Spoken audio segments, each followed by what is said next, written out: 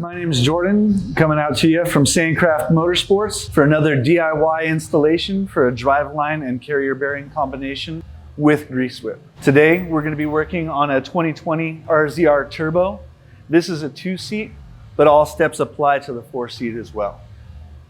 So the first part to removing the 2-seat driveline is you want to remove the clutch cover, just using an 8mm socket.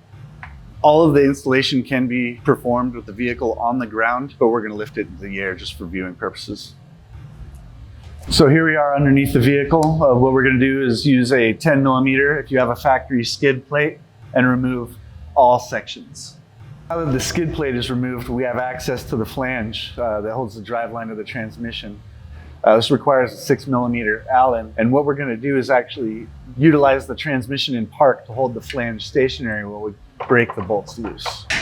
Once you have two loose that you can access, what you can do is reach up to the transmission, put the transmission into neutral, just roll the drive lane to access the others. Put the transmission back in park, and that'll be your holding fixture. So even though today we're working on a 20 model RZR, the 17 and newer vehicles all are equipped with a fuel cell scatter guard. It's held in place with 3 bolts, and what we're going to do is with a 10mm at the back and going forward to 15mm. What we're going to do is remove one of the bolts from the intercooler support bracket here, and that's going to give us some flexibility to wiggle all of the components out. So now that we've got all of the bolts out of the scatter guard, what we need to do is slide it forward just enough to drop the tail down, and it will come down in this sort of a motion, a swinging down to the driver's side of the vehicle. Push the plate forward enough to where we can get it down. Just for ease of removal, loosen and remove both sway bar links on the front. Now that we have access for our tool, what we're going to be doing is using a pin punch to remove this roll pin that's the retainer for the drive shaft to the pinion gear on the differential. If you look around, all the way around, you can see that your roll pin will be partially removed. We're going to attack the easier side here. Try and keep it as horizontal as possible, and lots of little taps to remove this roll pin. So we have the roll pin out. We have the scatter guard / carrier bearing bolts out, so those are the same. And we have our rear flange bolts out. So we're going to start back here. Again, patience is key. We move our rear drive line backward. Then we shift our front half towards the rear until it's off, free from the differential. We tuck that back up. Now our 2 halves are free. And this is why we took the clutch housing off earlier. The rear half is just going to exit the vehicle, and then our front half. First step to changing the carrier bearing is to remove the rubber and metal part of the housing by hand. Using a 2-jaw puller, remove the bearing from the shaft. Next, separate the bearing housing from the base plate. In your supplied hardware kit is a brass ring that is directional and needs to go on with a chamfer towards the driveline. After the brass ring is installed, we're going to put the green shaft retainer onto the machine's shoulder where the bearing goes. Install the bearing with the dust shield and the snap ring towards the brass ring. Then use a 1-inch tube and press directly on the bearing inner race, using lots of little taps until fully seated all the way on. So what I've got is the base plate attached to the bearing, and lay the scatter guard over a drive line to use this as reference to where you're going to want to drill a hole for access of the grease zerk and or install the accessory grease whip. So I've opened it up to about 18mm, 19mm hole.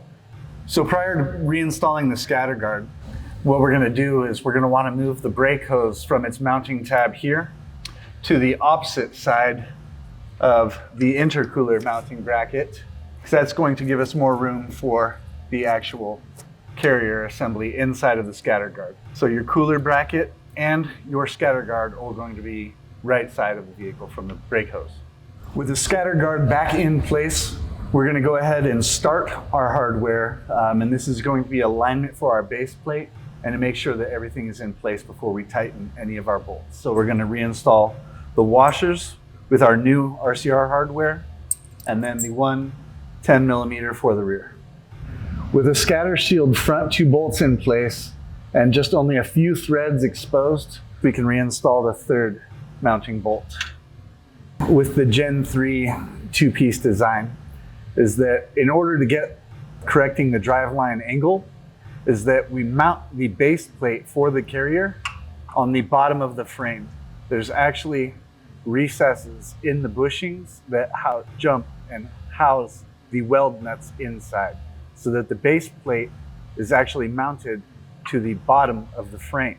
So what we have here is the bolts only have a few threads exposed because we're going to slip this into the frame. It hangs on just like that with the offset to the driver's side of the vehicle. And then we run the bolts all the way down through. And in the hardware kit is washers and nuts to hang the carrier support from the bottom of the frame. This stud on the driver's side I like to run all the way down, and you can actually start the washer and then the all metal lock nut. But on the passenger side it gets a little bit tricky because you can't go directly onto the hardware, so you actually have to sort of set it on the frame, sort of in a shelf style, and then time the bolt down into. Just get a deep socket on the ratchet and chase it all the way down through. All right, and now we're going to reinstall the intercooler bracket bolt, and we'll be ready to pop the driveline in. Plenty of room, slips all the way in with the bearing on, and you want to bring it all the way to the front and just a little to the driver's side of the front differential. And that will let you get all the way up in front of the bearing, as you can see. Now that the driveline is slid all the way forward, it's just in front of the support base, and that gives us plenty of room to install the rear half. And now that we're splined together in the middle, we're going to go to the back where the flange is, line up the flange, and install the flange bolts. And continuing to work our way forward, what we're going to do is install the carrier to base plate hardware. And we know that since the front half is pinned to the differential, this is our final length. So this is where we're going to tighten down the carrier at. We're going to apply just a little bit of thread locker that comes in your kit. And believe me, a little bit goes a long way, so you don't need to go too crazy. So I'm lifting up on the drive line just to give myself a little clearance. You want to start with the passenger side. And as we get these close to the home, we have to wrench them, and our target is 20 foot-pounds of torque.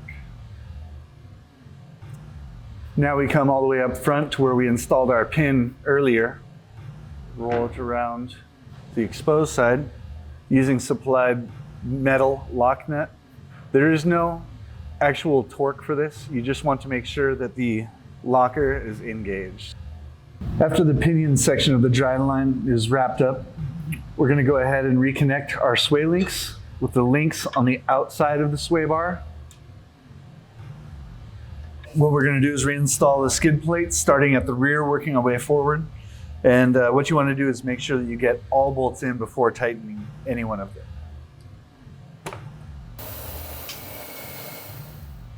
And now that we've got the car on the ground with the suspension compressed, it swings out the shock a little bit and should be a little easier to get the clutch cover back into place.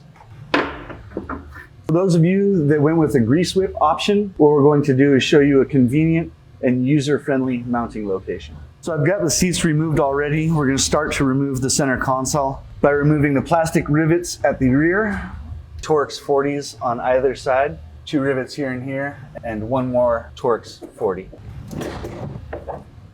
Now that we've exposed the scatter guard with the hole that we've drilled previously, we can go ahead and install the pipe thread. There isn't a torque spec as much as hand tight. We're going to drill a 3/8 hole right in this corner here. So you can see there's a good decent range of where you can actually mount the service port. We prefer to mount it over on the driver's side underneath the body panel over here. we can go ahead and reinstall the center console. So here you can see the finished product in a very convenient location that greatly reduces your service time. Well, that wraps up our Driveline carrier bearing combination install with a grease whip option. Make sure you follow us on social media. Thanks for watching and enjoy the ride.